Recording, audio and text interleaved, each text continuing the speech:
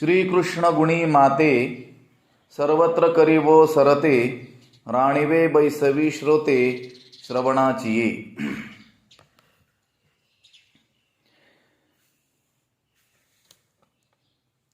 दोन प्रकारे अन्वय करता येईल याचा. श्रीकृष्ण गुणी माते, माते म्हणजे हे आई. श्रीकृष्ण गुणी सर्वत्र सरते करीवो, किंवा ओ माते हे आई श्रीकृष्ण गुणी सर्वत्र सरते करी. हे आई मला तू गीतार्थाच्या रूपाने, म्हणजे आता गीतेचा अर्थ जो मी या ज्ञानेश्वरीच्या माध्यमातून मांडणार आहे, त्या गीतार्थाच्या रूपाने श्रीकृष्णाचेच गुणवर्णन करण्याविषयी सरते करी. मला यामध्ये काय कर, प्रवृत्त कर, समर्थ कर. मला अशी सर्वत्र काय करून दे, मान्यता मिळवून दे, उद्युक्त कर. आणि श्रोते श्रवणाची राणीवे बैसवी, आणि श्रोत्यांना श्रवणाच्या राज्यावर बसव. श्रवणरूपी किंवा श्रवण सुखाच्या राज्यावरती बसव. ज्ञानोबराय आपल्या श्री गुरूंच्या कृपा दृष्टीरूपी आईशी संवाद करत आहेत. ज्ञानोबराय म्हणतात की हे माते, तू मला काय कर, या भगवान कृष्णाच्या गुणवर्णन करण्याविषयी सरत कर. मला समर्थ कर, उद्युक्त कर, प्रवृत्त कर, किंवा मला मान्यता अशी मिळवून दे की कुणीही संत पुरुष मला दोष देणार नाही. मला सरत कर. आता पाठीमागच्या ज्या काही ओव्या आपण पाहून आलो, त्यामध्ये या ग्रंथामध्ये काय काय असणं आवश्यक आहे त्याचीही मागणी केलेली आढळते, आणि काय नसावं या ग्रंथामध्ये ते दूर करण्याविषयी प्रार्थना केलेली आढळते. आता इथं या ओवीमध्ये ज्ञानोबराय म्हणतात की श्रीकृष्णांच्या गुणाविषयी मला कोणत्याही स्थितीमध्ये काय कर, योग्य कर, आणि श्रोत्यांना श्रवणाच्या राज्यावरती बसाव. ज्ञानोबरायांच्या अंतःकरणामध्ये श्रीकृष्णांविषयी, भगवान श्रीकृष्णाविषयी किती प्रेम आहे, किती आवड आहे हे यावरून लक्षात येतं. ते म्हणतात श्रीकृष्ण गुणी, श्रीकृष्णांच्या गुणवर्णनाविषयी माते सरते करी, मला काय कर, सरत कर. या माते शब्दाला आपल्याला दोन्हीकडेही जोडता येतं. वो माते असं म्हटलं तर हे आई असाही अर्थ होतो, किंवा श्रीकृष्ण गुणी, श्रीकृष्णांच्या गुणवर्णन करण्याविषयी माते म्हणजे मला काय कर, सरते करी, सरत कर, असाही काय होतो अर्थ यामध्ये आपल्याला करता येईल.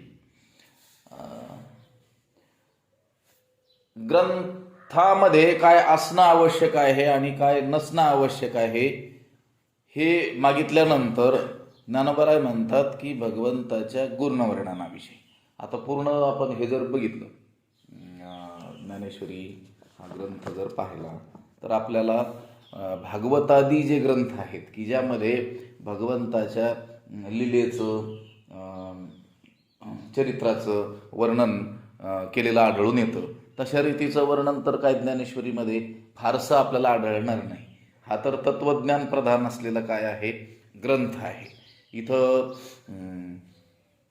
मी म्हटलं तसं भागवत इत्यादी ग्रंथांप्रमाणे केवळ लीला, भगवंताचे चरित्र याचं काही वर्णन फारसं आढळणार नाही. मग इथं कसं म्हटलंय श्रीकृष्ण गुणी माते, तर श्रीकृष्णांचे गुणवर्णन करण्याविषयी मला मान्यता मिळवून दे, मला उद्युक्त कर, मला समर्थ कर, प्रवृत्त कर. तर याचा अर्थ असा आहे की श्रीकृष्ण गुण याचा अर्थ केवळ श्रीकृष्णांच्या लीला किंवा चरित्र असा होत नाही, तर भगवंताचं स्वरूप. लक्षात आलं का? जसं कीर्तन आपण म्हणतो, नामसंकीर्तन, लीला संकीर्तन, गुणसंकीर्तन आणि स्वरूप कीर्तन, अशा कीर्तनाचे 4 प्रकार आपण करत असतो. भगवंताच्या नामाचं संकीर्तन, आपण नामसंकीर्तन म्हणतो, लक्षात आलं का? लीला संकीर्तन, भगवंताच्या लीलेचं काय करणं, संकीर्तन करणं, लक्षात आलं का? भगवंताच्या गुणांचं संकीर्तन करणं आणि भगवंताच्या स्वरूपाविषयी सांगणं. तर तत्वज्ञान प्रधान असलेले हे ग्रंथ बहुतांशी जे वर्णन करतात ते कशाचं वर्णन करतात? भगवंताच्या स्वरूपाचंच काय करत असतात? वर्णन करत असतात. भगवंत ज्ञानोबरायांना या ठिकाणी असं म्हणायचं आहे की भगवंताचं जे स्वरूप आहे, वास्तव स्वरूप जे आहे, लक्षात आलं का? त्या वास्तव स्वरूपाला मला या ग्रंथाच्या द्वारे श्रोत्यांसमोर योग्य रीतीनं मांडता यावं आणि ते मांडण्यामध्ये मी कुठेही कमी पडू नये. लक्षात आलं का? माझी प्रवृत्ती कुठेही किंचितही कमी होऊ नये. मी यत्र तत्र सर्वत्र भगवंताच्या स्वरूपाचंच वर्णन या ना त्या रूपाने माझ्याकडून व्हावं अशी ज्ञानोबरायांनी काय केलेली आहे? आपल्या श्रीगुरूंकडे काय केली? मागणी केलेली आहे. आपल्याला 9वा अध्याय जो आहे त्याचं आपण चिंतन करून आलेलं आहे. कृष्ण विष्णू हरी गोविंद या नामाचे निखिळ प्रबंध, माझी आत्मचर्चा विशद उदंड गाती असं म्हटलेलं आहे. महात्म्यांचं सततं कीर्तयन्तो माम यतंतश्च दृढव्रताः नमस्यन्तश्च माम भक्त्या नित्ययुक्ता उपासते. या श्लोकाचं व्याख्यान करताना ज्ञानोबरायांनी विस्तृत रीतीनं केलेलं आढळून येतं. ते महात्मे काय करतात? कृष्ण विष्णू हरी गोविंद या नामाचे निखळ प्रबंध आणि पुढं काय म्हटलेलं आहे? माझी मध्ये मध्ये काय करतात? आत्मचर्चा विशद आणि उदंड गाती. विशद म्हणजे स्पष्ट करून, अतिशय स्पष्ट रीतीनं, आणि उदंड म्हणजे खूप मोठ्या प्रमाणामध्ये. काय गाती? आत्मचर्चा. लक्षात आलं का? जी आत्मचर्चा आहे, आत्म्याचं जे स्वरूप आहे, भगवंताचं जे स्वरूप आहे, दोघांमधलं जे ऐक्य आहे, लक्षात आलं का? याची काय करतात? ते चर्चा करत राहतात. ज्ञानोबरायांनी जरी त्या महात्म्यांचं वर्णन तिथं केलेलं असलं तरी स्वतः ज्ञानोबराय देखील कशा आहेत? तसेच आहेत. ते देखील काय करणार आहेत? कृष्ण विष्णू हरी गोविंद या नामाचे निखळ प्रबंध अभंगाच्या माध्यमातून, हरिपाठाच्या माध्यमातून, लक्षात आलं का? काय करणार आहेत? भगवंताच्या नामाचं कीर्तन करणार आहेत.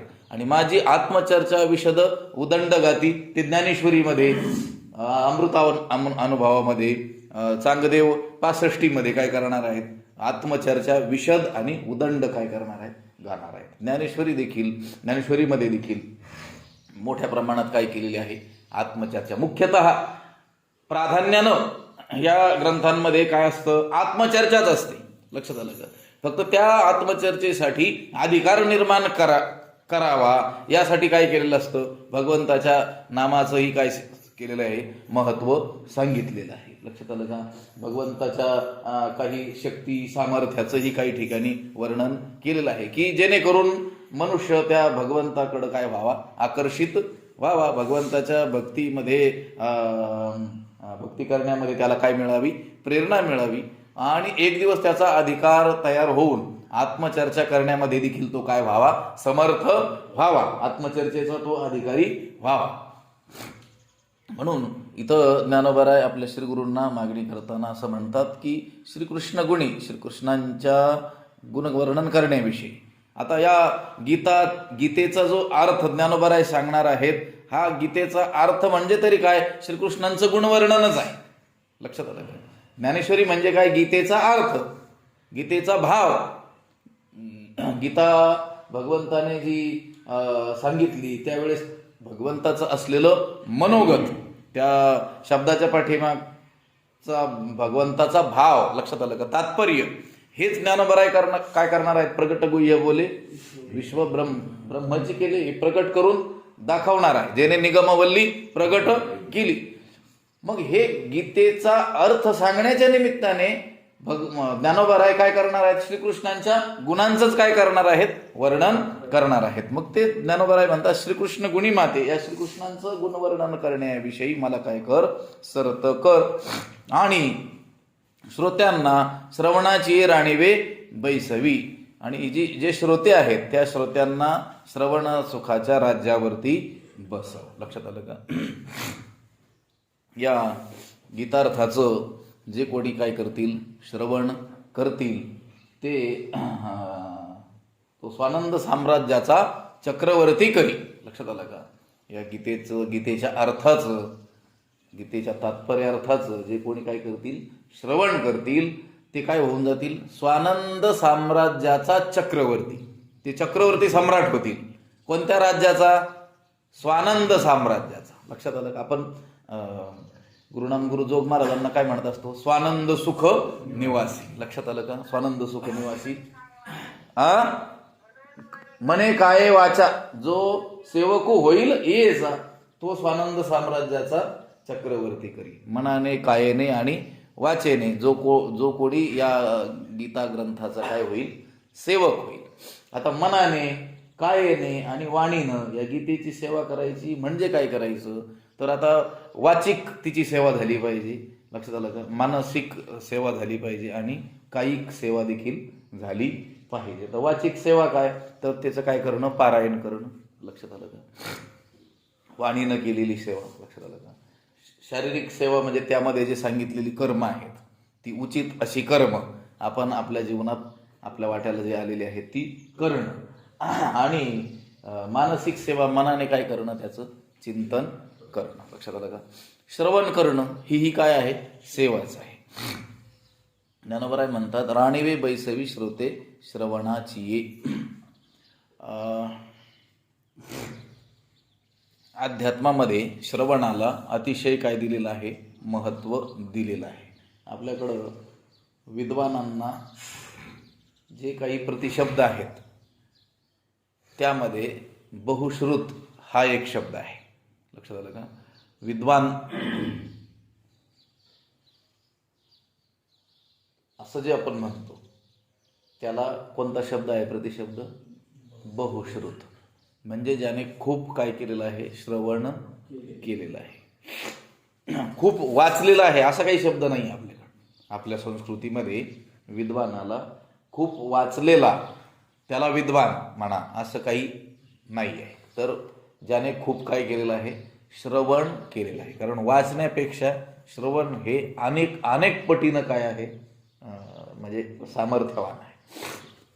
आपण मनाने 100 ते स्वामी विवेकानंदांचं वचन आहे ना, ते म्हणतात की शेकडो पुस्तकं आपण आपल्या मनाने वाचण्यापेक्षा जो कोणी अनुभवी पुरुष आहे त्याच्याजवळ बसून 5 मिनिट केलेली चर्चा सुद्धा काय आहे? त्यापेक्षा श्रेष्ठ आहे. त्या 5 मिनिटामध्ये आपल्याला जो काही लाभ होईल तो आपण आपल्या मनाने शेकडो पुस्तकं वाचूनही होणार नाही. लक्षात आलं का? कारण तो जो अनुभवी पुरुष आहे, तो जो ज्ञानी पुरुष आहे, तो जे काही सांगेल ते आपल्या जीवनाला निश्चित दिशा देणारं असणार आहे. आपला अधिकार ओळखून ते बोललं गेलेलं असणार आहे की जे लगेचच आपल्याला आपल्या जीवनामध्ये काय उतरवता येणं काय आहे? शक्य आहे. तसं एक लेटर आर डीड असं म्हटलेलं आहे की लिखित शब्द हा मृत असतो, असं एक जण म्हटलेलं आहे. लक्षात आलं का? तो म्हणतो लिखित शब्द काय असतो? मृतप्राय असतो. तसं त्याचं म्हणणं तितकंसं खरं नाही आहे. लक्षात, तुका म्हणे पहा शब्दाची हा देव, तुकाराम महाराज आपल्याकडं म्हटलेले आपल्याला आढळून येतात. पण गोष्ट अशी आहे की केवळ जे शब्द आहेत, शब्द म्हणजे अक्षर बरं का. आता शब्द म्हटल्यानंतर ऐकण्याशी संबंध येतो आणि अक्षर म्हटलं की फक्त वाचण्याशी संबंध येतो. लक्षात आलं का? आपल्याकडं तर शब्दज्ञान हे सर्वात मोठं माध्यम मानलं गेलेलं आहे की श्रीगुरूंना शरण जाऊन त्यांच्याकडून आपण महावाक्याचं काय करायचं आहे? श्रवण करायचं आहे. लक्षात आलं का? श्रवणालाच काय दिलेली आहे? किंमत आपल्या संस्कृतीमध्ये दिलेली आहे. बरं, ते श्रवण जे करायचं आहे ते कशाचं? या अध्यात्म ग्रंथांचं, सतशास्त्राचं काय करायचं आहे? श्रवण करायचं आहे. आता श्रवण करायचं म्हटल्यानंतर कोणाकडून ते काय करावं लागणार आहे? ऐकावं लागणार. ऐकायचंय ज्याच्याकडून तो काय असला पाहिजे? आत्मानुभवी, श्रोत्रिय, ब्रह्मनिष्ठ आणि कृपाळू असं वर्णन केलेलं आहे. कोणाचं? श्रीगुरूंचं वर्णन करत असताना तो श्रोत्रिय असला पाहिजे, ब्रह्मनिष्ठ असला पाहिजे आणि कृपाळू असला पाहिजे. म्हणजे असतात श्रीगुरु जे असतात ते ब्रह्मनिष्ठ असतात, श्रोत्रिय असतात आणि कृपाळू असतात. आता अशा महात्म्यांकडून जे काय होईल, श्रवण होईल, ते श्रवण त्याला आत्मलाभ प्राप्त करून देणारं असणार आहे. लक्षात आलं का? इथं ज्ञानोबा जे म्हणतात की श्रोत्यांना श्रवणाची राणीवे बैसवी. कुणाला मागणी करतात? श्रीगुरूंना. श्रीगुरूंना काय म्हणतात की हा जो गीतार्थ मी सांगणार आहे, ही ज्ञानेश्वरी हा ग्रंथ जो सांगणार आहे, त्या श्रोत्यांना श्रवणाची राणीवे बैसवी. आता श्रोत्यांना श्रवणाच्या राज्यावर बसवायचं असेल तर ते श्रोते जे श्रवण करणार आहेत ते तशा रीतीचं बोललं गेलं पाहिजे ना. म्हणजे यातून ज्ञानोबा काय मागणी करतात की माझ्याकडून तुम्ही असं वदवून घ्या की जे ऐकल्यानंतर ते श्रोते श्रवणाच्या राज्यावर बसतील. लक्षात आलं? काहीही ऐकून श्रोते श्रवणाच्या राज्यावर कसे काय बसतील? लक्षात आलं? आता हे भाकड कथा त्याही ऐकल्या जातात, त्याचंही काय केलं जातं? श्रवण केलं जातं. लक्षात आलं का? या व्यवहारातील ज्या चर्चा आहेत त्याचंही काय केलं जातं? श्रवण केलं जातं. म्हणून काय ते श्रोते श्रवणाच्या राज्यावर बसतील का? लक्षात आलं का? हां, तेवढ्यापुरतं आपल्याला तात्कालिक आनंद त्या गोष्टीतून प्राप्त होईल ही गोष्ट सोडून द्या. जसं वैषयिक सुख हे जसं क्षणिक असतं तसं ह्या कथा, कादंबऱ्या, नाटकं, लक्षात आलं का, या भाकड कथा ऐकताना देखील काय वाटणार आहे? तेवढ्यापुरता आनंद झाल्यासारखा वाटेल. अगोदर अमृताप्रमाणे आणि नंतर त्याचं रूपांतर विषाप्रमाणे. त्या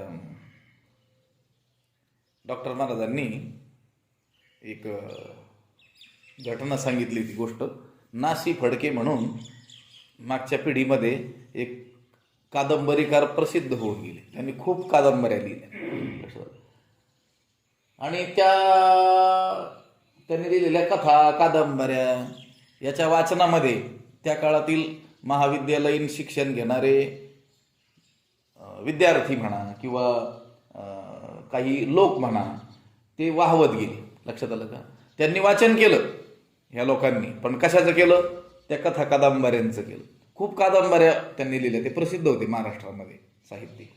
परंतु शेवटी त्यांनी एक लेख लिहिला होता वर्तमानपत्रामध्ये, आणि त्या वर्तमानपत्रामध्ये तो जो लेख लिहिला त्या लेखामध्ये त्यांनी असं लिहिलं होतं की माझ्या या लिखाणानं मी एक पिढी बर्बाद करण्याचं मोठं काय केलेलं आहे, पाप केलेलं आहे, मला पश्चाताप होतो आहे.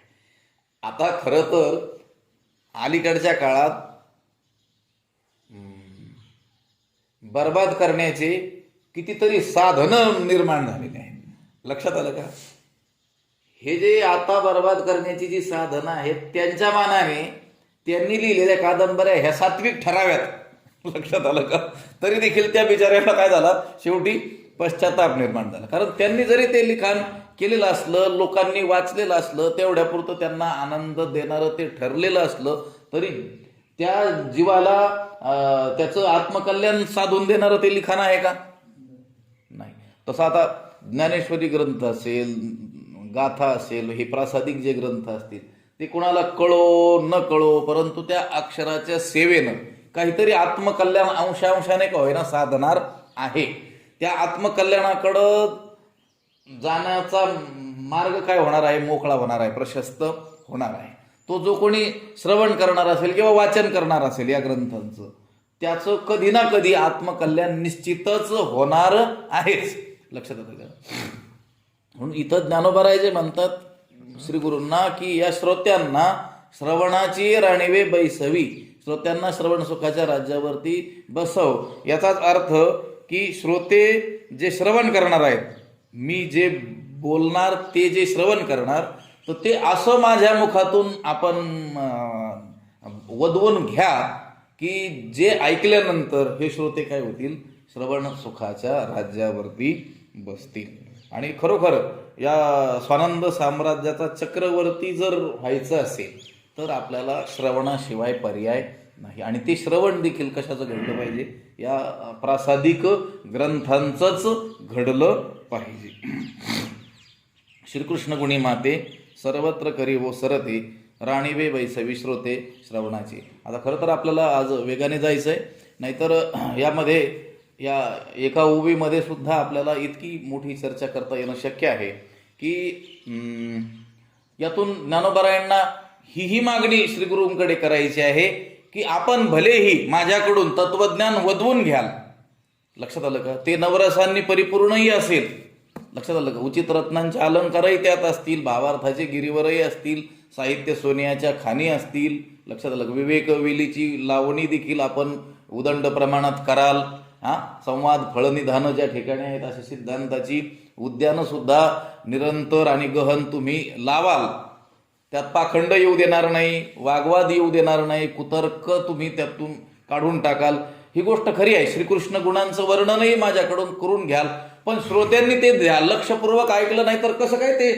श्रवण सुखाच्या राज्यावरती बसतील, लक्षात आलं का. यातून काय मागणी केली की त्या श्रोत्यांनी देखील आपल्या कृपेनं आपल्या सामर्थ्याने त्या श्रोत्यांनी देखील लक्षपूर्वक, लक्षात आलं का, याचं काय करावं, श्रवण करावं, तरच ते काय होतील, श्रवण सुखाच्या राज्यावरती बसतील. लक्षात आलं का. एका मागणीमध्ये कितीतरी मागण्या काय आहेत, अनुस्यूत आहेत, लक्षात आलं का.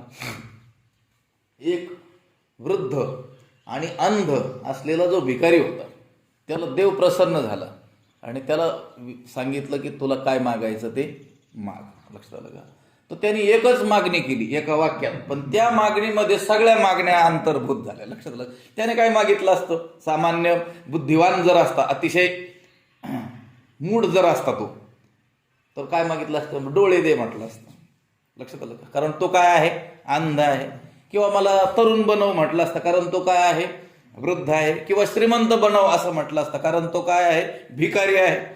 त्याने काय मागितली, तो म्हटला माझा नातू, लक्षात आलं का, माझ्या नातवाच्या डोक्यावरती राज्य छत्र धरलेलं मला पाहायचं आहे, लक्षात आलं का. त्याच्या नातवाच्या डोक्यावरती राज्य छत्र धरलेलं त्याला पाहायचं. एकाच वाक्यात वाक्य एक बोलला, पण तेवढ्यासाठी देवाला काय करावं लागलं, याला तरुण करावं लागलं, त्याला डोळे द्यावे लागले, यालाही राजा बनवावं लागलं, लक्षात आलं का. त्याचं लग्न करावं लागलं, त्याला मुलगा द्यावा लागला, तो मुलगाही मोठा व्हावा लागला, तोही राजा, लक्षात आलं का. त्याचंही लग्न आणि मग नातू, आणि तो नातूही मोठा युवक होऊ द्यावा लागला, आणि त्याचा राज्याभिषेक याला पाहायचा होता. ज्ञानोबा इथं एवढंच म्हटले, राणीवे बैसवी श्रोते श्रवणाची, हे श्री गुरु कृपादृष्टी रूपी आई, आपण काय करा, माझ्यावर ही कृपा करा की या गीतार्थाचं मी जे निरूपण करणार आहे त्याचं जे कोणी श्रवण करणार आहेत त्या श्रोत्यांना श्रवण सुखाच्या राज्यावरती बसवा. तर त्यातून ज्ञानोबरायांची ही मागणी आहे की माझ्याकडून तुम्ही असं काही वदवून घ्या की जे ऐकल्यानंतर, लक्षात आलं का, तो ऐकणारा, लक्षात आलं का, आत्मसुखाला आत्मकल्याणाला काय होतो, प्राप्त होतो. म्हणजे माझ्याकडून चुकीचं काही बोललं जाणार नाही, तत्वज्ञानाशिवाय दुसरं काही बोललं जाणार नाही. आणि जो कोणी ऐकणार आहे तो सुद्धा अतिशय लक्षपूर्वक अवधानपूर्वक जर ते श्रवण करील, अधिकारपूर्वक श्रवण करील, तर तो काय होईल, तात्काळ त्या स्थितीला कानावचनाची भेटी, सरिसाची पै किरीटी वस्तू होऊन उठी कवण एकू, जो असं जे वर्णन केलेलं आहे त्या स्थितीला काय होईल, तो प्राप्त होईल. कारण एखादा श्रीगुरु तो ब्रह्मनिष्ठ आहे, कृपाळू आहे, श्रोत्रियही आहे आणि मोठ्या दयार्द्र अंतकरणाने अध्यात्मशास्त्राचं निरूपण करतो आहे, पण ते जे ऐकणारे आहेत त्यांचं लक्ष भलतीकडे असेल, लक्षात, श्रवणी ध्यानी अंतरा लय विक्षेप कशाय, आपण त्याची चर्चा करून आलो होतो. मला वाटतं 9व्या अध्यायाच्या पहिल्या ओवीवर आपण 2-3 दिवस जी चर्चा केली होती, त्याच्यामध्ये त्या श्रवणात येणारे जे अनंत प्रकारचे अपाय आहेत त्याचा विचार आपण केला होता. मग तो जो श्रोता आहे तो जर ह्या अपायांसह, श्रवणात येणाऱ्या अपायांसह जर श्रवण करील तर त्याला बोध कसा काय होईल, लक्षात आलं का. म्हणून इथं ज्ञानोबरायांनी ही जी मागणी केली त्यातून तेही साधलं की केवळ माझ्यावरच कृपा तुम्ही करा असं नाही, त्या श्रोत्यांवरती देखील काय करा, कृपा करा, आणि त्यांनी देखील काय करावं, एक चित्तपूर्वक याचं काय करावं, श्रवण करावं, जेणेकरून ते काय होतील, राणीवे बैसवी श्रोते श्रवणाची. श्रीकृष्ण गुणी माते सर्वत्र करी वो सरते, राणीवे बैसवी श्रोते श्रवणाची ये मराठीयेची या नगरी ब्रह्मविद्येचा सुकाळू करी घेणे देणे सुखची वरी हो दे या जगा. ये मराठीयेची या नगरी, या मराठी भाषेच्या नगरामध्ये ग्रामामध्ये ब्रह्मविद्येचा सुकाळू करी. ब्रह्मविद्येची म्हणजे आत्मविद्येची म्हणजे आत्मज्ञानाची काय कर, सुकाळ कर म्हणजे रेलचेल कर. आणि घेणे देणे सुखाची वरी हो दे या जगा. या जगामध्ये जे घेणं देणं आहे ते सुखाची वरी हो देई, म्हणजे केवळ ब्रह्मसुखाचंच घेणं देणं होऊ दे. लक्षात, जो व्यवहार आहे या जगातला तो जगाचा व्यवहार कशाचा व्हावा, ब्रह्मसुखाचाच व्यवहार सर्वकडे सर्वत्र होऊ दे. ये मराठीची या नगरी, या मराठीच्या नगरामध्ये. नगर म्हणजे शहर. आता ते जे शहर असतं ते जे नगर असतं छोट्या छोट्या ग्रामांपेक्षा ते कसं असतं, थोडं मोठं असतं. अनेक छोट्या गावांचा संबंध ज्या गावाशी आहे त्याला काय म्हटलं जातं, नगर म्हटलं जातं. त्याला शहर म्हटलं जातं, महाग्राम त्याला म्हटलं जातं. तिथं काय असतं तर या सर्व गावांचा त्या मोठ्या गावाशी संबंध असल्यामुळं तिथंच काय असतो, सर्व दिवसभराचा जो व्यवहार असतो तो कशाचा असतो, व्यापाराचा असतो. जसं आता शेवगाव हे तालुक्याचं गाव आहे आणि आपल्या तालुक्यात येणारी जी 50-60 जी खेडी गावं असतील त्या गावांचा त्याच्याशी काय आहे, संबंध आहे.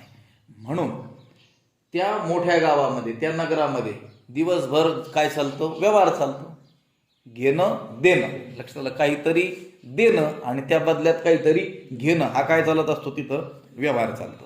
आता या लौकिकातील ही जी गावं आहेत, मोठी गावं, शहर नगर, तिथं कशाचा व्यवहार चालतो, अन्नधान्य विकणं, त्या बदल्यात काही घेणं किंवा सर्वच व्यापार. तुम्ही बघा आता पेठेत गेल्यानंतर तुम्हाला सर्व दुकानं लागतील की नाही, कपड्यांच्या दुकाना, धान्याच्या दुकाना, सोन्याच्या दुकाना, सर्व दिवसभर तिथं जे चित्र आपल्याला दिसतं ते कसं दिसतं, घेणं देणं. लक्षात आलं का? पण काय घेणं देणं, हे पैसे देणं, पैसे घेणं, वस्तू देणं, लक्षात आलं का, हा व्यवहार चालतो. ज्ञानोबाराय म्हणतात ही मराठी भाषा हेच जणू काय आहे, एक मोठं नगर आहे, हेच काय आहे, एक शहर आहे. आणि या शहरामध्ये आपण काय करा, ब्रह्मविद्येचा सुकाळ करा. लक्षात आलं का? सुकाळ जर असेल तरच तो व्यवहार देखील तेजीत असतो. लक्षात आलं का? पाठीमागं दुष्काळ होता, त्यावेळेस त्या व्यापारी पेठेतील व्यापारी माशा मारत बसलेले असायचे. पाहिलंय की नाही चित्र तुम्ही? दुष्काळाच्या काळामध्ये ज्यावेळेस पाऊस लवकर पडलेला नसतो त्यावेळेस सर्व व्यापार मंदावलेला असतो. लक्षात आलं का? म्हणजे हा व्यापार तेजीत असावा का मंदीत असावा हे सर्व कशावर ठरतं, सुकाळावर आणि दुष्काळावर ठरतं. ज्ञानोबाराय म्हणतात की या मराठी भाषेच्या प्रांतामध्ये, या नगरामध्ये सुकाळ करा. कशाचा? ब्रह्मविद्येचा. लक्षात, कशाचा? ब्रह्मविद्येचा सुकाळ करा. म्हणजे सुकाळ नाही का, तर ज्ञानोबारायांच्या पूर्वी मराठी भाषा रूपी नगरामध्ये सुकाळ नव्हता. लक्षात आलं का? फक्त मी त्या दिवशी बोललो तसं एक विवेक सिंधू आणि परमामृत नावाचे 2 ग्रंथच त्या मुकुंदराज स्वामींनी, जे अंबेजोगाईला समाधी आहे त्यांनी रचलेले होते. मराठी भाषेमध्ये ज्ञानोबारायांच्या पूर्वी जे ग्रंथ होते ते किती होते? फक्त 2. मराठी भाषेला मोठं वैभव जे लाभलेलं आहे ते ज्ञानोबारायांच्या उत्तर काळामध्ये लाभलेलं आपल्याला आढळून येतं. म्हणून ज्ञानोबाराय काय म्हणतात की या मराठी भाषेच्या नगरामध्ये काय करा, ब्रह्मविद्येचा सुकाळ करा. कारण सुकाळ नव्हता म्हणून तर मग काय करावी लागली, मागणी करावी लागली. कशाचा सुकाळ करा म्हणतात ते? ब्रह्मविद्येचा सुकाळ करा. लक्षात आलं का? ब्रह्मविद्येचा सुकाळ करा. याचाच अर्थ ब्रह्मविद्येचा या मराठी भाषेच्या नगरामध्ये काय होता? दुष्काळ होता. ते 2 ग्रंथ होते पण ते विशेषानं प्रसिद्ध नव्हते, सर्व मान्यते झालेले नव्हते, जनसामान्यांना बोध करू शकतील असे ते ग्रंथ नव्हते. जसं आज आपण पाहिलं तर खेडोपाडी ज्ञानेश्वरीचे पारायण चाललेले आपल्याला या सप्ताहामधून आढळून येतात, किंवा ज्ञानेश्वरीची प्रवचनं असतील, किंवा ज्ञानेश्वरी हा ग्रंथ सर्व संत वाङ्मयाचं मूळ आहे, पाया आहे. म्हणून संत वाङ्मयाची चर्चा करताना ज्ञानेश्वरीचा आधार घेऊन चर्चा केलेली आपल्याला सगळीकडे दिसते. कीर्तन असेल, प्रवचन असेल, कथा असतील, पाठ असतील, ह्या ज्या गोष्टी दिसून येतात, हा जो सुकाळ आहे हा ज्ञानोबरायांच्या पूर्व काळामध्ये मराठी भाषेच्या नगरामध्ये होता का? हा सुकाळ नव्हता. म्हणून ते काय म्हणतात, ये मराठी येची या नगरी ब्रह्मविद्येचा सुकाळू करी. ब्रह्मविद्येचा सुकाळ होता, पण कुठं? संस्कृताच्या नगरामध्ये होता. मराठी येची या नगरी नव्हता. लक्षात आलं का? आता शेवगाव सारखं जे आपल्याला जवळ किंवा आपल्या तालुक्याचं असलेलं जे स्थान आहे, त्या ठिकाणी आपण सहजतेनं जाऊन व्यवहार काय करू शकतो. पण आता विचार करा, दळणवळणाची साधनं उपलब्ध नाही आहेत, आणि आपल्याला जवळ असलेलं जे शहर आहे त्या शहरामध्ये देखील काय नाही आहे, असा व्यापार तेजीमध्ये नाही आहे. आणि आपल्याला तर तो व्यवहार करायचा आहे, आणि कुठंतरी दूर प्रांतामध्ये असलेल्या एखाद्या शहरामध्ये तो व्यापार होतो आहे, पण आपल्याला तिथं जाऊन आपला माल विकणं किंवा नवीन घेणं शक्य आहे का? मुंबईसारखं शहर, इथून जे 300-350 किलोमीटर असेल, आणि तिथं ती देवाणघेवाण होते, मग आपल्याला जाणं परवडेल का?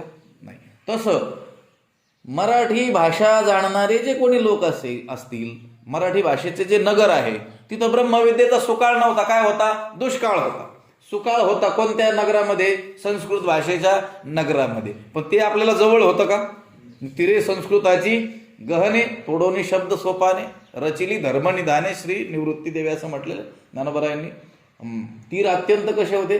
कठीण असे तीर होते. जशी एखादी मोठी महानदी आहे, आणि त्या महानदीमध्ये नदीवरती जर घाट बांधलेला असेल, तर त्या पायऱ्यांनी जाऊन आपण त्या गंगेमध्ये स्नान करणं, लक्षात आलं का, आपल्याला काय आहे? सहज शक्य आहे. पण विचार करा की तिथं घाट बांधलेला नाही, तिचे तट आहेत, अत्यंत उत्तुंग असे तट आहेत, खडक खडक आहे, जंगल आहे, तर आपल्याला जाऊन स्नान करून येणं शक्य आहे का?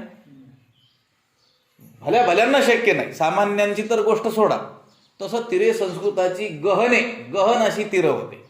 निवृत्तीनाथांनी कृपा करून काय केले? ते तोडले. ते कडे जे होते ते तोडले, आणि केवळ तोडलेच असं नाही, तर काय केले? त्याला पायऱ्या बांधल्या, घाट बांधला. रचिले धर्मनिधाने श्री निवृत्ती देवी. श्री निवृत्ती देवांनी कृपा करून हे रचना केली. म्हणजे ज्ञानेश्वरीच्या संदर्भात ज्ञानोबराय सांगतात, आता या ओव्यांच्या माध्यमातून त्या गीता गंगेमध्ये डुबकी मारणं काय आहे? सहज शक्य आहे. ये मराठीची या नगरी ब्रह्मविद्येचा सुकाळू करी, घेणे देणे सुखची वरी हो दी या जगा.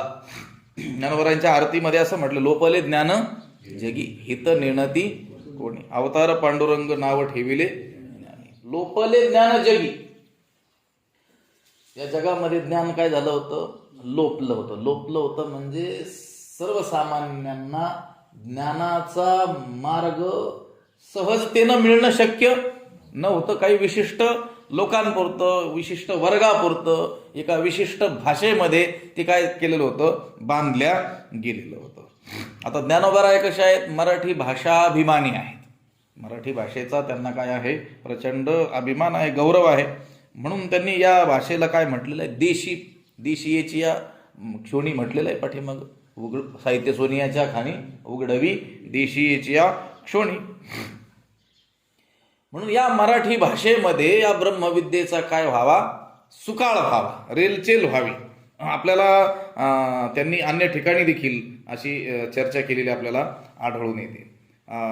13व्या अध्यायातील एक उभी, मला वाटतं काल मी सांगितली होती, फेटो विवेकाची वाणी हो काना मनाची जिणी, देखो आवडे तो खाणी ब्रह्मविद्येची. ज्याला हवी त्याला ब्रह्मविद्येची खाण काय व्हावी?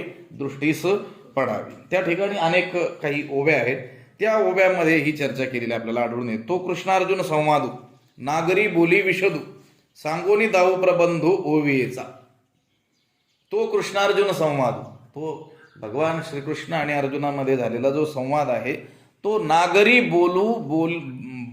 बोली विशदू, नागरी बोलीमध्ये विशद करून स्पष्ट रीतीनं काय करणार आहोत सांगोनी दाऊ प्रबंधू ओवियेचा नुसतीची शांती कथा आणि जेल कीर वाकपथा जे शृंगाराच्या माथा पाय ठेविती.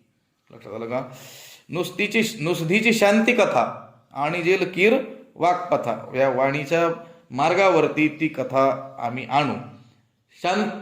शांती कथा मुख्यतः शांतरसाचंच काय होणार आहे, वर्णन होणार आहे की असा शांतरस की जो शृंगाराच्या माथा पाय ठेवी. शृंगार रस ज्याला हे साहित्यिक, हे कवी, मोठमोठे कवी म्हणून गणले गेलेले, ते सुद्धा ज्या शृंगाराला प्रमुख रस असा मानतात, नाटकातला, साहित्यातला, काव्यातला, त्या शृंगाराच्या माथ्यावर पाय ठेवील अशा रीतीच्या शांतरसाची आम्ही काय करू, इथं मांडणी करू असं सांगतात. दाऊ वेल्हाळे देशी नवी जे साहित्या ते ओजावी अमृता ते चुकी ठेवी गोडी सपणी. या मराठी भाषेमध्येच अशा रीतीनं आम्ही रचना करू की जी अमृता ते चुकी ठेवी गोडीसेपणे, त्याच्या गोडव्या पुढं ते अमृतालाही नाव ठेवी. लक्षात आलं का? अमृता ते ही पैजा जिंके. लक्षात आलं का?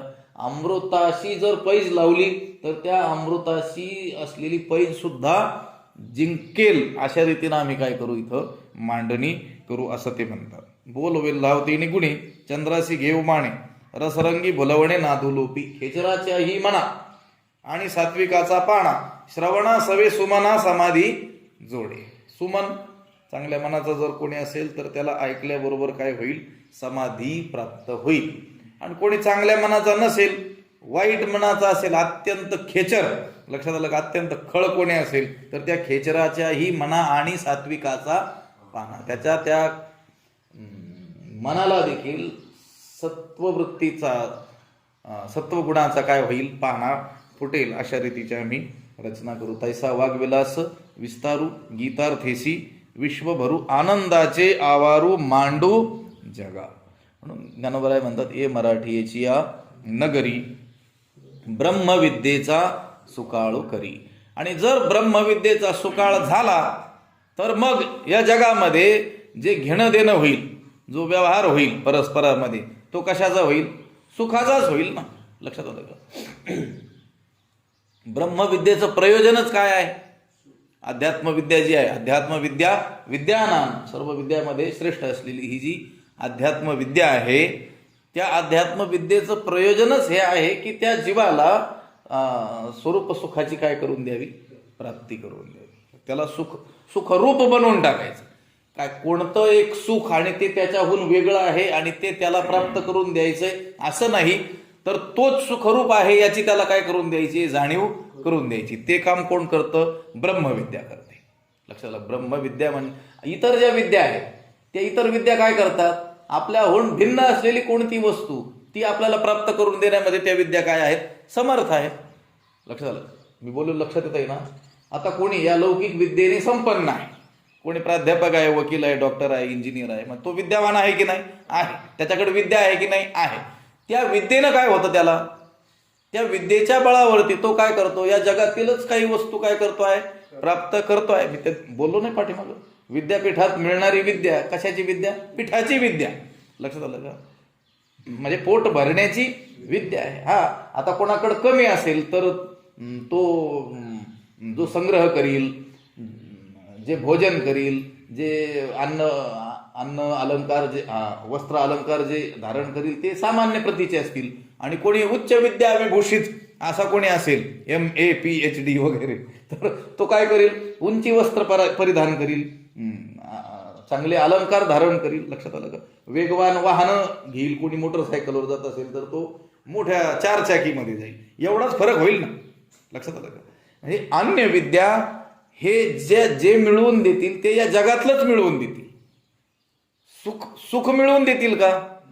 सुखाचा आणि या विद्यांचा काही संबंध नाही. ज्ञानोबरायांनी तर त्यांना ह्या अन्य ज्ञानाला काय म्हटलेलं आहे, अज्ञानच म्हटलेलं आहे. लक्षात आलं का? फक्त आता त्याला आडनावाची विद्या किंवा ज्ञान असं म्हणण्यात येतं. पण जी ब्रह्मविद्या आहे त्या ब्रह्मविद्येचं प्रयोजनच हे आहे की त्या जीवाला सुखरूप बनवून टाकायचे. सुखरूप कोण आहे? परमात्मा, सर्व सुखाचे आगर बाप रखमादेव. किंवा सुखरूप ऐसे दुजे कोण सांगा, माझ्या पांडुरंगासारखा तो. पांडुरंगासारखं सुखरूप कोणी आहे का? नाही. तो काय आहे? सुखरूप आहे. तो सुखरूप असलेला परमात्माच तू आहेस याची जाणीव करून देण्याचं काम कोण करतं? ही ब्रह्मविद्या करत असते. मग या ब्रह्मविद्येचा जर सुकाळ झाला तर जे देणं घेणं होणार आहे व्यवहार, तोही कशाचा होणार आहे? सुखाचा. सुखाचे व्यवहारी सुखलाभ झाला. लक्षात आलं का? व्यवहार कशाचा? सुखाचा. आणि लाभही कशाचा होणार आहे? सुखाचा. तसं व्यवहार पैशाचा, तर लाभ कशाचा होणार आहे? पैशाचाच होणार आहे. लक्षात आलं का? तसं व्यवहार जर सुखाचा असेल तर लाभही कशाचा होणार आहे? सुखाचाच होणार आहे. देणे घेणे देणे सुखची वरी हो देई या जगा. या जगाला ब्रह्मसुखाचेच देणे घेणे घेणे देणे होऊ दे.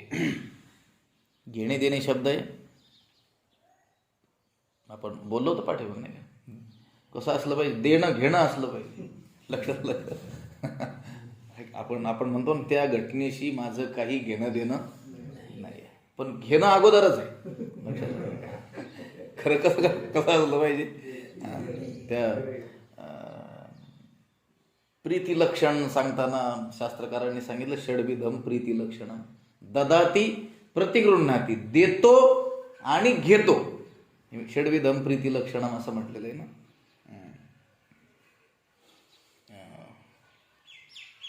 भुंक्ते भोजे ददाती प्रतिगृह्णाती गुह्यमाख्याती पृच्छती आहे ना. भुंक्ते भोजे येते जैव षड्विधम प्रीती लक्षण. प्रेम आहे याचं लक्षण काय?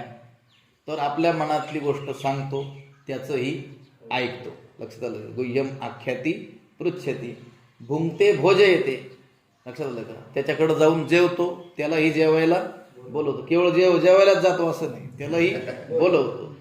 आणि ददाती देतो, आणि प्रतिगृह्णाती त्याने दिलेलं घेतो. हे 6 प्रेमाची काय आहेत? लक्षण आहेत असं सांगितलं. तिथं ददाती प्रतिगृह्णाती, देणं अगोदर आहे. लक्षात आलं का? पण व्यवहारामध्ये मात्र काय होत असतं? त्या गोष्टीचं आमचं काही घेणं देणं नाही. इथं सुद्धा म्हणतात घेणे, लौकिकाला अनुसरूनच म्हटले, घेणे देणे सुखाची वरी हो दे या जगा. या जगाला ब्रह्मसुखाचंच घेणं देणं होऊ दे. म्हणजे या जगामध्ये जो काही व्यवहार होईल तो कशाचा होऊ दे? सुखाचाच व्यवहार होऊ दे. आणि जर ही मराठी भाषारूपी नगरी, या नगरीमध्ये ब्रह्मविद्येचा जर सुकाळ झाला तर खरोखर या जगामध्ये घेणं देणं सुद्धा कशाचं होईल? सुखाचंच होईल. आता ज्ञानोबरायांनी ज्ञानेश्वरीच्या माध्यमातून आणि सर्वच संतांनी त्यांच्या वाङ्मयाच्या माध्यमातून या मराठी भाषेचं जे नगर आहे त्या नगरामध्ये ब्रह्मविद्येचं काय केलेलं आहे? सुकाळ केलेला आहे. लक्षात आलं का? प्रचंड सुकाळ. एवढी ग्रंथरचना अन्य कोणत्याही भाषेमध्ये आपल्याला आढळणार नाही, संस्कृत भाषा जर सोडली तर. इतर ज्या प्रांतीय भाषा आहेत, जगातल्या सर्व प्रांतीय भाषा, त्या कोणत्याही प्रांतीय भाषेमध्ये मराठी भाषेमध्ये जेवढी या ब्रह्मविद्ये संबंधी जी रचना झाली, लक्षात आलं का, तेवढी कुठेही आढळणार. एकटे नाथ महाराजच जर आपण घेतले, लक्षात आलं का, तर नाथ महाराजांची जेवढी रचना आहे त्या रचनेची बरोबरी संस्कृत भाषा जर सोडली तर अन्य सर्व जगातील प्रांतीय भाषेतील कोणताही संत पुरुष नाथ महाराजांची बरोबरी करू शकत नाही. लक्षात आलं का? एकनथी भागवत 18,000 ओव्या, भावार्थ रामायण 40,000 ओव्या. लक्षात आलं का? एकटे नाथ महाराज एका बाजूला उभे केले ना, लक्षात आलं का, अन्य प्रांतीय भाषेत ज्या काही रचना झाल्या असतील ते सर्व मिळून नाथ महाराजांची बरोबरी करू शकत नाही. एवढा प्रचंड ब्रह्मविद्येचा सुकाळ मराठी भाषेच्या नगरामध्ये या संत पुरुषांनी केलेला आहे. एवढा सुकाळ होऊनही चेहरे उदास का? मग हे घेणं देणं तर आपलं दुःखाचंच चाललेलं आहे. हो, असू द्या, दुःख असू द्या, काही अडचण नाही, पण कुठं? जिथं दुष्काळ आहे तिथं. लक्षात आलं का? कुठं दुःखी असले पाहिजेत लोक? ज्या ठिकाणी काय आहे? दुष्काळ आहे.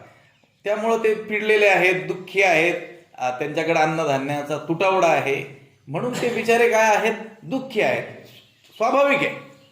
ज्याच्याकडं या भौतिक गोष्टींची कमतरता आहे ते लोक दुःखी आपल्याला आढळतील. लक्षात.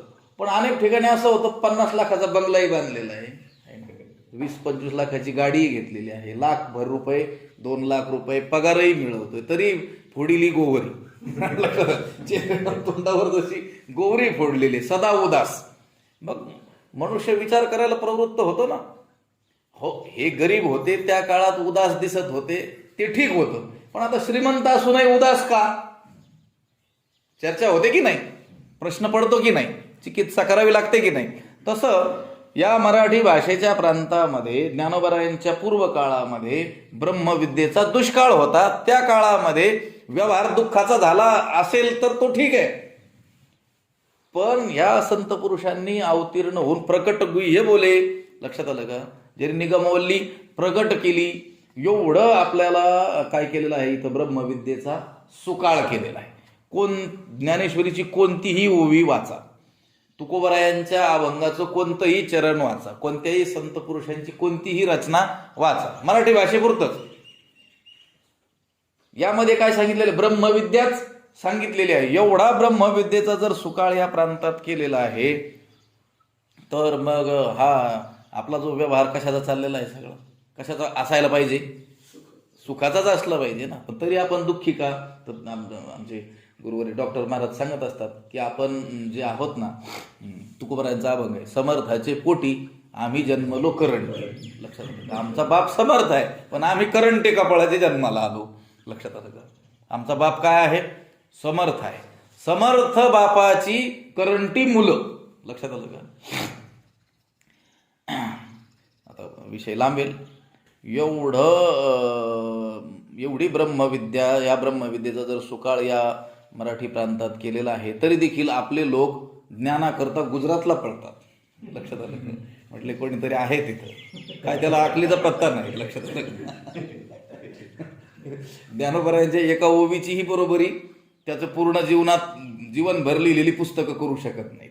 लक्षात आलं? तुकोबरायांच्या एका अभंगाची बरोबरी सुद्धा हे अन्य संप्रदाय, या संप्रदायाचे सर्व ग्रंथ एका बाजूला आणि तुकोबरायांचं एक अभंग एका बाजूला, तरी देखील ते बरोबरी करू शकणार नाही. मग आपल्याला ज्ञानाकरिता, सुखाकरिता, आनंदाकरिता, लक्षात आलं का, समाधानाकरिता, शांतीकरिता दुसऱ्याच्या दारात जाण्याची काही गरज आहे का?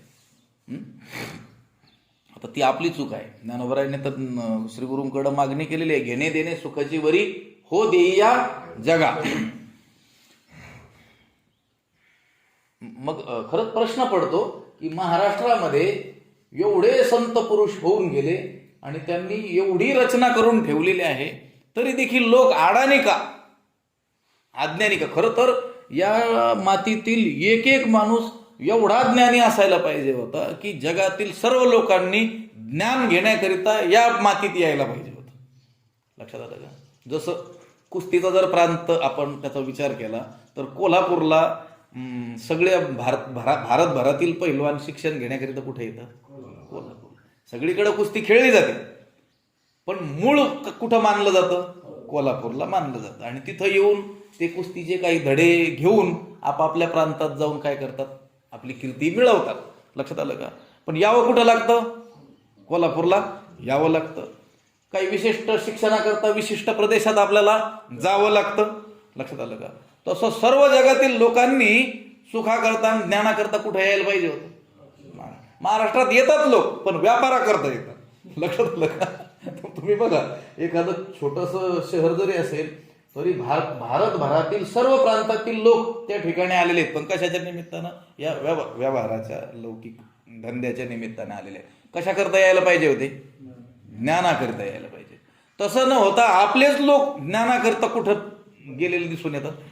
घुलेबाबा होते ना आपले गुरुवारी, घुलेबाबांना आश्चर्य वाटायचं, हे बाहेर शिकायला जातातच कशाला? बऱ्याच वेळेस मी ऐकलं होतं बरं का. घुलेबाबा म्हणायचे, हे लोक महाराष्ट्रातून बाहेर शिकायला जातातच कशाला? इथं असं काय नाही की जे तिथं आहे तिथं जाऊन शिकून येतात म्हणून. लक्षात आलं का? मग तेच वचन खरं ठरतं की समर्थ बापाची करंटी मुलं. लक्षात आलं का? ही मराठीची नगरी ब्रह्मविद्येचा सुकाळू करी, घेणे देणे सुखाची वरी हो दे या जगा. जर आपण संत वाङ्मयाला खरोखर शरण गेलो, लक्षात आलं का, संत वाङ्मयाचं आपण परिशीलन केलं, चिंतन केलं, तर आपल्याला आपल्या जीवनातील सर्व समस्यांचं उत्तर तिथं मिळणार आहे. लक्षात आलं का. हे ग्रंथ अध्यात्माचे असले तरी देखील तुम्हाला व्यवहार चतुर बनवण्यासाठी सुद्धा सक्षम आहेत. त्या दिवशी बोललो मी, यातील दृष्टांतांचा जर आपण विचार केला, त्याचा अभ्यास केला, तर व्यवहार चातुर्य देखील आपल्याला काय होणार आहे, लाभणार आहे. पाठ करिता व्याजे पांडित्य येती वेशजे असं म्हटलं ज्ञानोबरायांनी. याचा जर पाठ केला, म्हणजे ही ज्ञानेश्वरी जर पाठ केली, आपण वाचली, लक्षात ठेवली, तर पांडित्य आपल्याला आपोआपच सहजच काय होतं, प्राप्त होतं. अध्यात्मशास्त्रातलं पांडित्य तर प्राप्त होणारच आहे, पण व्यवहारातलं पांडित्य देखील आपल्याला काय होणार आहे, प्राप्त होणार आहे. असा कोणताच विषय जगात नाही की ज्याची चर्चा ज्ञानोबरायांनी ज्ञानेश्वरीत केली नाही. लक्षात आलं. पण आता ते शोधलं पाहिजे. जगात तुम्ही काहीही करा, म्हणजे कोणत्याही मार्गाने जाणारे असा, त्या मार्गाचं मार्गदर्शन सुद्धा तुम्हाला कुठं मिळणार आहे, ज्ञानेश्वरीमध्ये मिळणार आहे. आता आपल्याला ती नजर नाही, दृष्टी नाही, लक्षात आलं का, तेवढी श्रद्धा नाही, विश्वास नाही, म्हणून तर मग जो व्यवहार आहे तो कशाचा होत नाही, सुखाचा होत नाही. घेणे देणे सुखाची वरी हो दे या जगा. ये मराठीची नगरी ब्रह्मविद्येचा सुकाळू करी, घेणे देणे सुखाची वरी हो दे या जगा.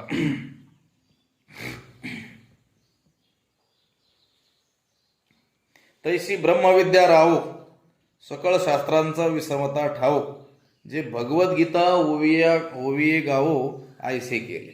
ती विद्या राहो, ब्रह्मविद्येचा राजा असलेला आणि सकळ शास्त्रांचा विसमता ठाओ, सर्व शास्त्रांचा विसावा असलेली जी भगवद्गीता, तीच ओवीच्या माध्यमातून काय केलेली आहे, प्रकट केलेली आहे.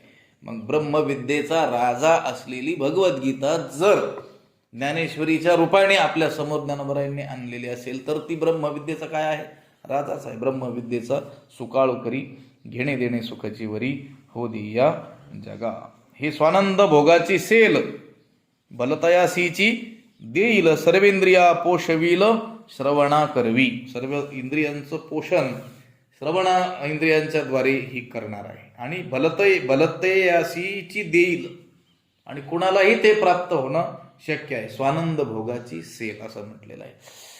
ये मराठीची या नगरी ब्रह्मविद्येचं सुकाळू करी, घेणे देणे सुखाची वरी हो दे या जगा. एक वाक्य बोलून जातो. ज्या लोकांना ज्ञानेश्वरी ठाऊक नाही आहे, खरं तर महाराष्ट्रामध्ये जन्मलेल्या माणसाने ज्ञानेश्वरी आणि गाथा वाचल्याशिवाय मरू नये असं मामासाहेब सांगायचे. त्यांचं वचन आहे की महाराष्ट्रात जो जन्मला, मराठी प्रांतात, मराठी भाषेत, त्याने ज्ञानेश्वरी आणि गाथा वाचल्याशिवाय मरायचा त्याला अधिकारच नाही आहे. लक्षात आलं. पण ठीक आहे, असे अनेक आपल्याला लोक सापडतील की जे ज्ञानेश्वरी वाचतच नाही आहेत, गाथा ज्यांना ठाऊकच नाही, असू द्या, बाजूला करा त्यांना. जे ज्ञानेश्वरी आणि गाथा वाचणारे मंडळी त्यांना पकडून चला. आता जे ज्ञानेश्वरी वाचतच नाहीत त्यांचा विषय सोडा, त्यांचा व्यवहार दुःखाचा झाला परस्पर तरी हरकत नाही आहे. पण ज्ञानेश्वरी ज्यांना ठाऊक आहे, जे वाचतात, त्यांच्याही जीवनात जर दुःख प्राप्त होत असतील, म्हणजे दुःखाचे प्रसंग प्राप्त होईना का, पण त्याला दुःख जर मानत असतील, तर मग काय आहे, मग अडचणच आहे. लक्षात आलं का. मग कळालीच नाही म्हणायचं. लक्षात आलं का. ये मराठीची या नगरी ब्रह्मविद्येचा सुकाळू करी, घेणे देणे सुखाची वरी हो दे या जगा. मी ते एक पद बोलून गेलो मधलं,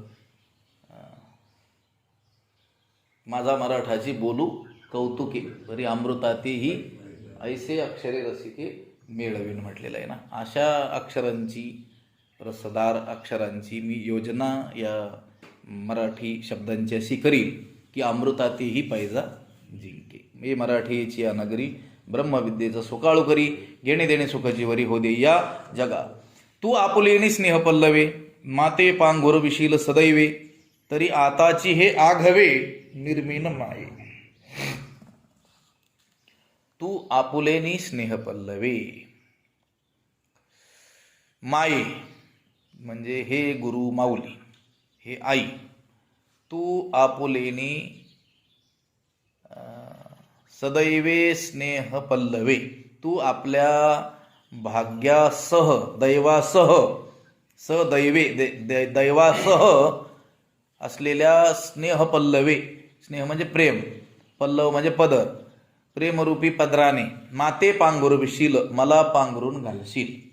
हे आई, जर तू तुझ्या या भाग्यासहित प्रेमरूपी पदराने मला काय करशील, पांघरून घालशील, तरी आताची हे आघवे निर्मीन माये, तरी आताची हे आघवे निर्मीन, तर मी आत्ताच या ठिकाणी हे सर्व काय करील, निर्माण करील.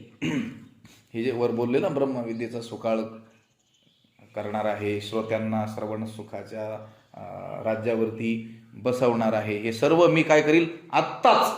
लक्षात आलं का? एखादा मनुष्य त्याच्यावरती एखाद्या समर्थ व्यक्तीचं जर वरद हस्त असेल आणि काही काम पडलं असेल, तर तो काय म्हणत असतो त्याला, तुम्ही म्हणा, तुमचा फक्त हात आमच्या डोक्यावरती असू द्या, आमच्या पाठीशी असू द्या, आम्ही आत्ता हे करतो, असं म्हणतात की नाही लोक. हे एखाद्या पुढाऱ्याचा, लक्षात आलं का, या जगातील जो कोणी सामर्थ्यवान आहे अशा व्यक्तीचा जर हात एखाद्याच्या पाठीशी असेल, तर तो काय म्हणत असतो, तुम्ही म्हणत असाल तर मी हे आत्ताच करून दाखवतो. तसं ज्ञानोबाराय काय म्हणतात आपल्या श्रीगुरूंना, की हे गुरु माऊली, सदैवे स्नेह पल्लवे, आपल्या भाग्यसहित प्रेमरूपी पदराने जर तुम्ही मला काय कराल, पांघरून घालाल, माते पांघरविशील सदैवे, तरी आताची हे आघवे निर्मीन माये. आतापर्यंत जे काही विवेचन झालं त्यावरून आपल्याला असं वाटण्याचा संभव आहे की ज्ञानोबरायांनी सद्गुरूंकडं हे काय केलेलं आहे, फार मोठं काय केलेलं आहे, मागितलेलं आहे. आणि ही जी मागणी आहे ती पूर्ण करण्यासाठी बराच काळही जाण्याची काय आहे, म्हणजे आवश्यकता आहे, बराच काळ जाऊ शकतो. सद्गुरूंना देखील यांची ही मागणी आहे ती पूर्ण करण्यास खूप श्रम पडतील, काळही जाईल. त्याचं उत्तर या ओवीमध्ये ज्ञानोबरायांनी दिलं, की ज्ञानोबराय म्हणतात की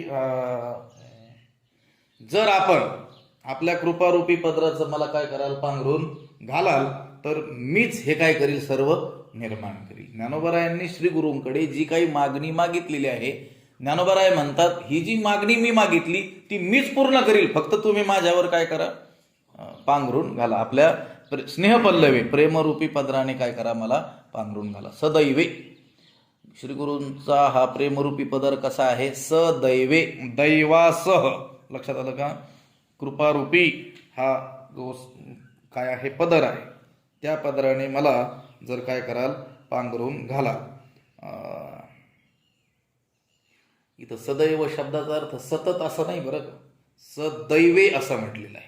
स्नेह पल्लवे, सदैवे स्नेह पल्लवे, आपल्या भाग्यसहित प्रेमरूपी पदराने. श्री गुरूंचा जो प्रेमरूपी पदर आहे तो कसा आहे, सदैवे असा आहे, म्हणजे भाग्यवान असा आहे. ज्याला कोणाला श्री गुरूंची कृपा लाभली तर तो काय झाला, दैववान झाला. लक्षात आलं का? जसं दैवाचे दोन प्रकार जर आपण केले, या व्यवहारातील दैव, प्रवृत्तीतील दैव आणि अध्यात्मातील दैव म्हणजे निवृत्तीतील दैव. तर या प्रवृत्तीतील जे दैव आहे, जे भाग्य आहे, ते भाग्य काय, आडनावाचं भाग्य आहे. प्रवृत्तीमध्ये, व्यवहारामध्ये भाग्यवान कोणाला मानलं जातं, ज्याच्याकडे काय आहे, मोठं धन ज्याला प्राप्त झालेलं आहे, मान सन्मान कीर्ती प्रतिष्ठा इत्यादी त्याला प्राप्त झालेला आहे, लौकिक विद्येने तो संपन्न आहे, त्याला काय मानण्यात येतं, दैववान, भाग्यवान. पण ते अशाश्वत, तुका म्हणे धन भाग्य अशाश्वत जा, ते काही स्थिर असं नाही आहे. पण हे निवृत्तीमधले असलेलं जे, किंवा असंही म्हटलं भाग्य तरी नो हे धनपुत्र दारा, असं म्हटलेलं ते काही भाग्य नाही आहे. पण ह्या निवृत्तीमधलं म्हणजे परमार्थ मार्गातलं जे भाग्य आहे ते, त्या भाग्याने भाग्यवान असलेले हे जे श्रीगुरू आहेत, त्या श्रीगुरूंनी जर स्नेहरूपी पांघरून माझ्यावरती टाकलं तर मग मी हे सर्व काय करीन, निर्माण करीन. कारण माझे जे श्रीगुरू आहेत ते काय आहेत, सदैवे काय आहेत, भाग्यवान असे आहेत. निवृत्तीनाथांसंबंधी बोलताना ज्ञानोबरायांनी अमृतानुभवामध्ये असं म्हटलेलं आहे, निवृत्ती जया नाव, निवृत्ती जया बरव, जया निवृत्तीची राणी व निवृत्तीची. राज्य देखील त्यांचं कशाचं, निवृत्तीचं. आणि त्यांच्या सेवेने सकळार्थो मेळावा पाटू बांधीजे असं वर्णन केलेलं आहे. सर्वच काही काय होणार आहे, प्राप्त होणार असं आहे. तर मग सदैवे या गोष्टीनं ज्ञानोबरायांनी सांगितलेलं आहे. श्री गुरु इतके सामर्थ्यवान असतात की ज्ञानोबराय म्हणतात, जी आपल्या स्नेहाची वागेश्वरी, जरी मुके येते अंगीकारी, तो वाचस्पतीशी करी प्रबंधू होडा. आपल्या स्नेहरूपी, कृपारूपी सरस्वती, श्री गुरूंना म्हणतात, आपली कृपा, आपला स्नेह, आपलं प्रेम हीच जणू काय आहे, सरस्वती. आणि त्या स्नेहरूपी सरस्वतीनं जर मुख्याचा जरी अंगीकार केला, लक्षात आलं का, तरी तो वाचस्पतीशी करी प्रबंधू होडा. तो वाचस्पतीशी सुद्धा काय करू शकतो, स्पर्धा करू शकतो. कोण, मुका. पण त्या मुख्याचा अंगीकार कोणी केला असला पाहिजे, सरस्वतीने. कोणत्या सरस्वतीनं, आपला स्नेह हीच कोणी, सरस्वती. मग आपल्या स्नेहरूपी सरस्वतीनं मुख्यावरती जरी कृपा केली तरी तो मुका केवळ बोलू लागतो असं नाही, तर तो असं काही बोलू लागतो की वाचस्पतीला सुद्धा काय करेल, स्पर्धेमध्ये जिंकेल, त्याला देखील हरवून टाकील. म्हणून इथं म्हणतात, तू आपुलेनी स्नेह पल्लवे माते पांघुरविशील सदैवे. मग जर तुम्ही आपल्या या भाग्यसहित प्रेमरूपी पदराने मला पांघरून घालाल, तरी आताची हे आघावे निर्मीण माय. मी जी मागणी आपल्याकडे केलेली आहे ते सर्व मीच निर्माण करील. फक्त काय असू द्या, तुमची कृपा माझ्यावरती असू द्या. तू आपुलेनी स्नेह पल्लवे माते पांघुरविशील सदैवे, तरी आताची हे आघवे निर्मीण माये. 15व्या अध्यायाचं चिंतन आपण गेल्या वर्षी केलं होतं. तिथं देखील श्री गुरूंचं सामर्थ्य वर्णन करताना काही दृष्टांत, काही ओव्या देऊन मग ज्ञानोबरायांनी आपल्या श्री गुरूंचं सामर्थ्य सांगितलेलं आहे. होय आदृष्ट आपयते तै वाळूचे रत्न परते, उजू आयुष्य तै मारते लोभू करी. जर आदृष्ट आपलंस असेल तर वाळूची रत्ने परते, त्या वालुका कणाचे देखील काय होतील, रत्न होतील. जर काय असेल, अदृष्ट तसं असेल. उजू आयुष्यतही मारिते लोभू करी. एखादा आपला जीव घ्यायला जरी आलेला असेल, पण आपलं आयुष्य जर उजू असेल तर तो लोभू करी, तो आपल्यावर प्रेम करू लागतो. जो आपला घात करायला आलेला आहे तोच आपला काय होऊन जाऊ शकतो, चांगला मित्र होऊन जाऊ शकतो. आधनी घातली हरळ, होती अमृताचे तांदूळ, जरी भुकेची राखे वेळ श्री जगन्नाथो. आधनामध्ये शिजायला काय टाकलं आपण, हरळ टाकली, खडे टाकले, तर त्याचे देखील अमृताचे काय होतात, तांदूळ होतात. अमृतासारखी चव देणारे त्याचे तांदूळ होतील. कधी, जरी भुकेची राखे वेळ श्री जगन्नाथो. श्री जगन्नाथ म्हणजे परमात्मा जर आपली भुकेची वेळ राखेल तर. लक्षात आलं, स्वामीजींनी सांगितलं होतं, त्यांनी हिमालयाची प्रदक्षिणा म्हणजे हिमालयामध्ये संचार 3 वेळेस केला होता त्यांच्या साधना काळामध्ये.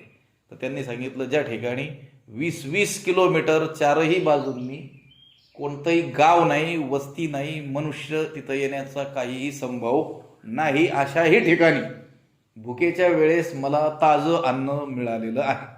मग भुकेची राखे वेळ श्री जगन्नाथ, कारण त्यांची भुकेची वेळ कोणी राखलेली आहे, परमात्म्याने राखलेली आहे. तया परी श्री गुरु, हे जी उदाहरणं सांगितली ती उदाहरणं ज्या करता सांगितले ते त्या ओवीमध्ये ज्ञानोबराय म्हणतात, तया परी श्री गुरु करी ती जय अंगीकारू, तै होऊनी ठाके संसारू मोक्षमय आगावा. तर हा संसार जो काही आपल्याला दुःखरूप वाटतो आहे, क्लेश देतो आहे, तो संसारच मोक्षमय होऊन जाईल जर श्री गुरूंनी काय केला, आपला अंगीकार केला तर. म्हणून श्री गुरूंनी जर अंगीकार केला, ज्ञानोबराय म्हणतात, तू आपलेनी स्नेह पल्लवे माते पांघुरविशील सदैवे, तरी आताची हे आघवे, हे म्हणजे हे आता जी काही मागणी केलेली आहे, हे सर्व या आता जो मी ग्रंथ निर्माण करतो आहे त्यामध्येच काय करील, हे सर्व मी निर्माण करील. ही जी विनवणी श्री गुरूंकडे ज्ञानोबारायांनी केली, ती विनंती केल्यानंतर श्री गुरूंनी काय केलं, कृपादृष्टीनं अवलोकन केलं. कोणाचं? ज्ञानोबारायांकडं मोठ्या कृपादृष्टीनं त्यांनी पाहिलं आणि सांगितलं की आता काय कर, गीतेचा अर्थ आम्हाला तू सांग, बहु न बोलू, जास्त बोलू नकोस. कारण हे ते काय करू राहिलेले आहेत, श्रीगुरूंचं वर्णन करू राहिलेले आहेत. आणि श्रीगुरूंचं वर्णन हे श्रीगुरूंना आवडेल का? शिष्याने ते करावं, त्याचं काय आहे, करतोय. प्रत्यक्ष गुरु व स्तुत्या, गुरुची स्तुती ही प्रत्यक्ष करावी. शास्त्राने आपल्याला नियम सांगितलेला आहे. ज्ञानोबाराय त्या नियमाला अनुसरून श्रीगुरूंची स्तुती करत आहेत. पण श्रीगुरूंना ते आवडेल का? जसं सामान्य माणसाला त्याची केलेली स्तुती काय होते, आवडते. उलट लोकांना प्रेरणा देऊन तो काय करतोय, स्वतःची स्तुती करायला लावतोय. स्तुतीला पात्र नसला तरी देखील, लक्षात आलं का, स्तुती करायला लावतोय. तसे जे संत आहेत किंवा श्रीगुरू आहेत ते आपली स्तुती कोणाला करायला लावतील का? नाही, करायला तर लावणार नाहीत. पण कोणी केली तरी देखील ती त्यांना आवडेल का? आवडणार नाही. ते काय म्हणतील, तू तुझं काय कर, काम कर. आम्ही नाही का आमच्या श्रीगुरूंच्या दर्शन करायला गेलं तर ते म्हणतात, दर्शन नको करू, तू तुझं काय कर, काम कर. मी तुला जी दिलेली जी आज्ञा आहे, जो दिलेला अभ्यास आहे, तो करायचा सोडून देऊन इथं कुठं लोटांगण घालत बसला. लक्षात आलं? तसं आता ये विनवणीयेसाठी अवलोकिले गुरुकृपा दृष्टी, म्हणे गीतार्थेसी उठी न बोले बहु. ये विनवणीयेसाठी अशी विनंती करण्याबरोबर अवलोकिले गुरुकृपा दृष्टी, श्रीगुरूंनी काय केलं, ज्ञानोबारायांकडं कृपादृष्टीने पाहिलं आणि मग म्हणाले, काय म्हणाले, गीतार्थेसी उठी, तू काय कर, आता गीतेचा अर्थ सांगण्याविषयी उठी, म्हणजे तत्पर हो, लवकर आम्हाला तू काय कर, गीतेचा अर्थ सांग. कारण हा कोणता अध्याय, 12वा. इथपर्यंत गीतेचा अर्थ सांगतच आलेले आहेत. परंतु हा अध्याय आरंभ केला त्यावेळेस त्यांनी काय केलं, श्रीगुरूंचं वर्णन सुरू केलं. आणि ते वर्णन करणं उचितही होतं. काही मागणी श्रीगुरूंकडे करायची असल्यामुळं ते वर्णन करणं काय होतं, क्रमप्राप्त होतं, ते प्रासंगिकच होतं. परंतु ते श्रीगुरूंना रुचणारं नव्हतं. म्हणून ते म्हटले गीतार्थेसी उठी, आता तात्काळ तू काय कर, गीतार्थ सांगण्याविषयी तत्पर हो, बहु न बोले, हे अधिक काही बोलू नको. माझी जी स्तुती करतो आहे ती काही तू जास्त बोलू नको. ये विनवणीयेसाठी वेळ झाली. अवलोकिले गुरुकृपा दृष्टी, म्हणे गीतार्थेसी उठी न बोले बहु.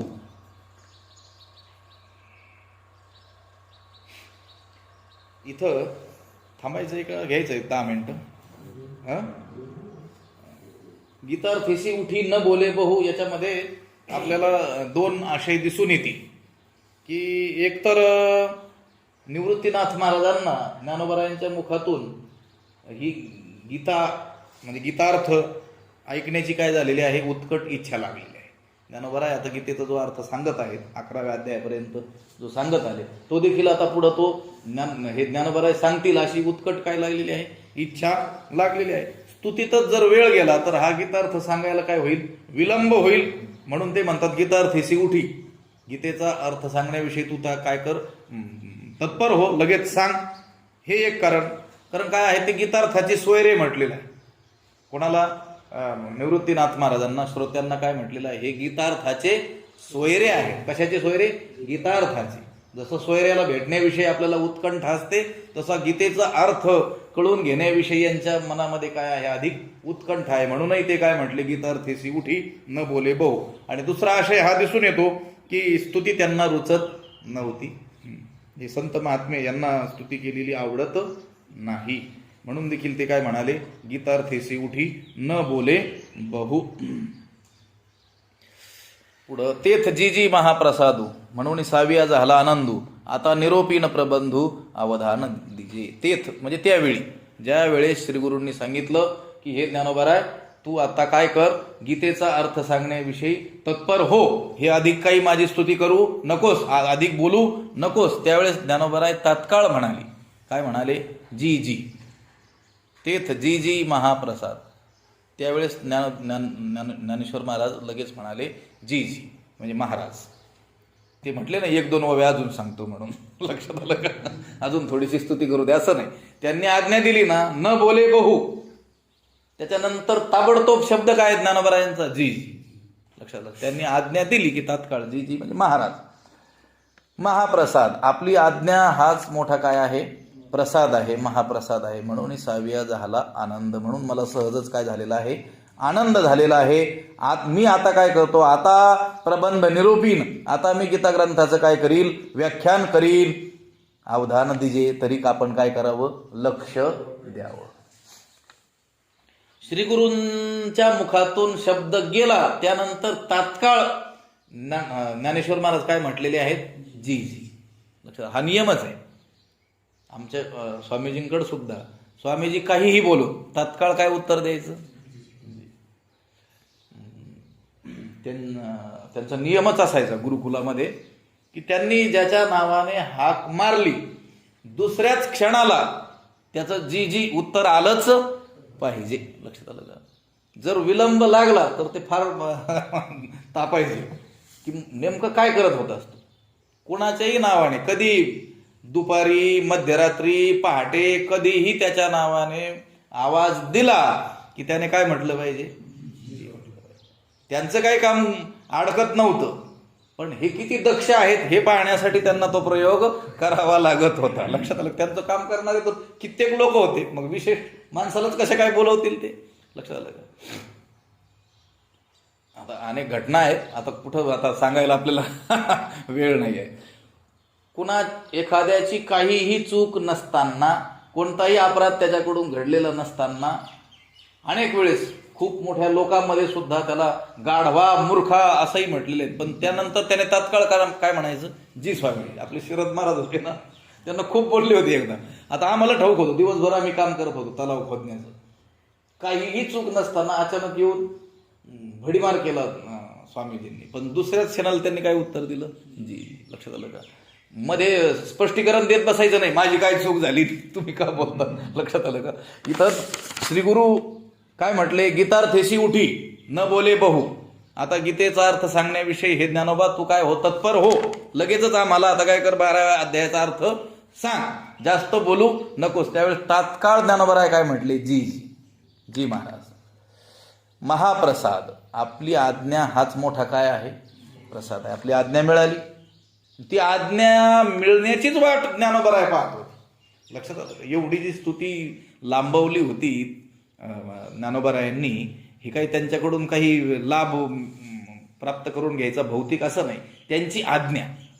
लक्षात आलं का? त्यांची आज्ञा प्राप्त व्हावी यासाठी ते करत होते. महाप्रसाद. म्हणून 6व्या झाला आनंद. म्हणून मला सहजच काय झालेला आहे? आनंद झालेला आहे. आता निरोपीन प्रबंध अवधान दिजे. मी आता या गीता ग्रंथाचं व्याख्यान करीन, तरी आपण काय करावं? लक्ष द्यावं. असं कोण म्हणाले? ज्ञानोबाराय म्हणाले. कोणाला? श्रीगुरूंना, श्रोत्यांना म्हणाले. लक्षात आलं का? आणि आपणही काय करावं? लक्ष द्यावं. पुंडलिक वरदा श्री ज्ञानदेव तुका